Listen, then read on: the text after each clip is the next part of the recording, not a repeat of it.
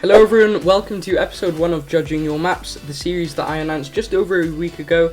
Of course, I'm going to be partnering up with Francesco's Toon to bring this series to you, episode by episode. His channel will be linked in the description, so make sure you go and check it out. And in today's episode, we're going to be reviewing 3 maps, like I said in the announcement. If you want to submit a map for review, then join my Discord server. You can submit your maps there. Link for that will be in the description as well. But this is the first episode, so I'm just going to get on with it. Make sure you like and subscribe for more content like this. And with that said, let's get on with the first episode of Judging Your Maps. So the first map today is Piggies House, made by Cameron, which is a recreation of Piggy Chapter 1 in Roblox. So this map is obviously a recreation of Chapter 1, the original map in Piggy. And for Secret Neighbor, like, this map is pretty accurate. So GG Cameron, you know, you've nailed pretty much everything. You've got the bit where the plank is meant to be. I never actually figured out how to get over there, but I'll probably do that in another game. And he's basically tried to get everything down to the point as much as he can in the level editor. Of course, these are 2 completely different games, so he's not going to be able to do everything completely accurate.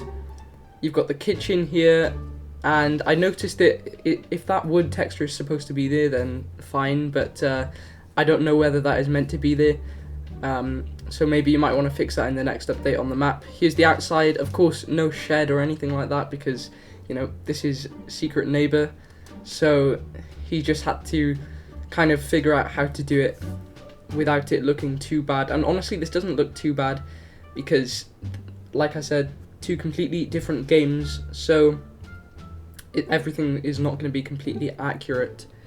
And then you've got the little dining table here, and back up to the main hallway. I honestly really like this map because it will work as a proper Secret Neighbor map. You've got the basement, you can play this with friends, you can hide away from the neighbor by crouching through these because the neighbor will not be able to fit through those.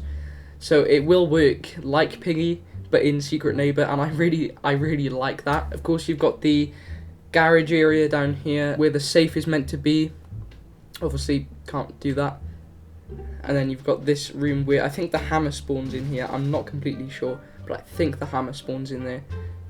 And then around here, you have the orange key door, which takes you down to the second part of like the basement area, which is where the car is. And I did notice there is a bit of a invisible wall bug there. Don't know how that happened, but just quick shout out to that, Cameron, if you do go ahead and update the map. But yeah, this map is pretty solid, and like I said, it works as a normal Secret Neighbor game, so make sure you guys go and check it out. And I really like this one, so yeah, well done, Cameron. That's a really nice map, actually. But with map 1 done, let's move on to the next map. So the next map is called the Secret Neighbor Rooms, created by Chaz the Bomb.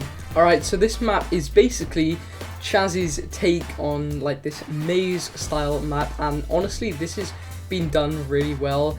Loads of these doors down here are blocked off with gates, which you will see from the gameplay in a bit, and it really is a confusing map. I remember when I played this with friends and we were just lost, and we could hear people getting caught, but like we couldn't tell whether it was coming from left, right, whether we had to go into the next room to find them, whether it was just behind us. It was absolutely crazy playing this map, and I'm gonna jump into this map at one point again with friends, because honestly this is a really fun map, and I recommend that you guys check it out because it is pretty fun with friends. It's nice to explore on your own, to obviously explore the areas before you head into a proper game. However, one thing I would recommend for Chaz to do is maybe tone down the amount of lights, because walking around this map, it is very, very choppy in terms of FPS. Some areas you're getting like under 30 FPS, and then other areas you turn left and it's like you're getting 90 FPS. So what I recommend is maybe not having as many lights in one room, maybe limiting it to like 3 or 2 per room, especially with the smaller rooms, because the smaller rooms actually had like the most lights. They had like 3 in them, even though it was like a 1x1 room. So that is one thing I would recommend for this map, just to increase the performance a bit and to make it a bit more stable, because Playing Secret Neighbor on less than like 30 FPS is not enjoyable because you have to be precise with what you're aiming with the boxes, especially when you're box spamming, because you know, that's what Secret Neighbor has become. And here you can actually see the neighbor's room, which I really like this area actually. I like this neighbor room because it's nice and big, it's not small like a lot of the ones, especially on map 1, 2 and 3. And there's also some rifles there as well. But that yellow wood texture that you can see on the side of the wall, I would probably change that to the blue texture that the rest of the room is using, because that contrast looks a bit weird. But apart from that, that room was pretty cool. And that's probably it for this map, to be honest. Like, there isn't really much to go over with this map. It is a crazy maze-style map.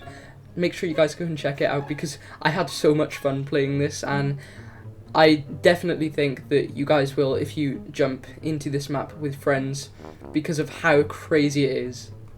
So the next map is called Petersons Manor, made by Mochi. So this map is basically a mansion style map, and it's got loads of little corners that you can go into, loads of little corridors that you can't really see when you first look at the house. And at first you may think it's small looking at the front entrance and the outside of the map.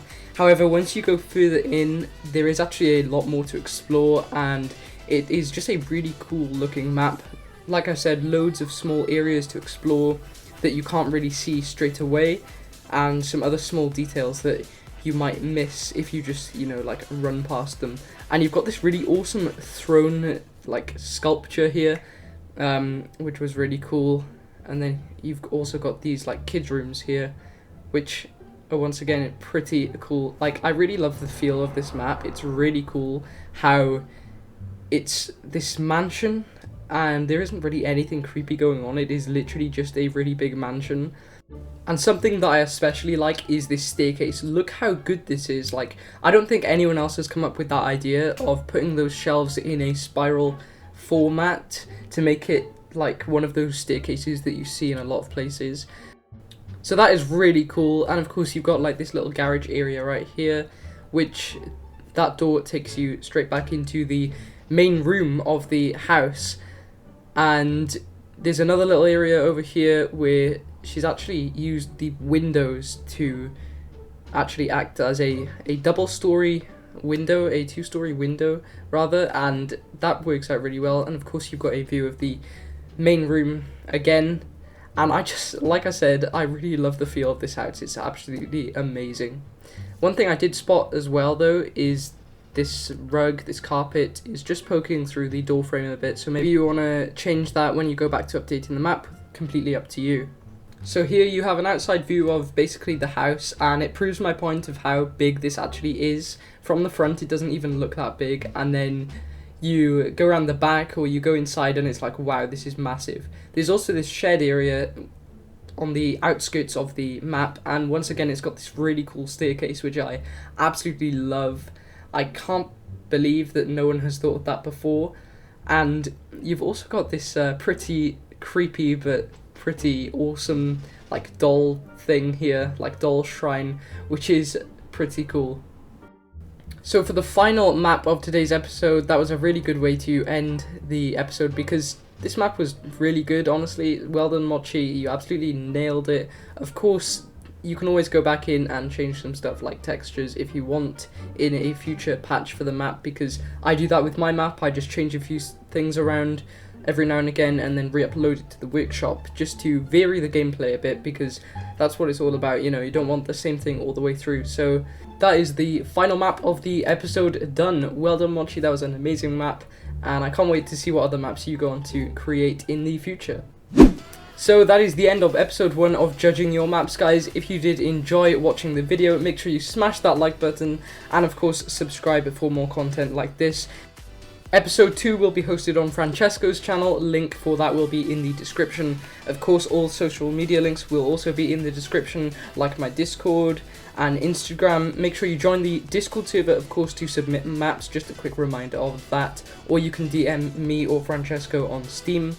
With that said, guys, that is it from me. Thank you for watching the first episode of Judging Your Maps, and I will see you in the next video. Goodbye.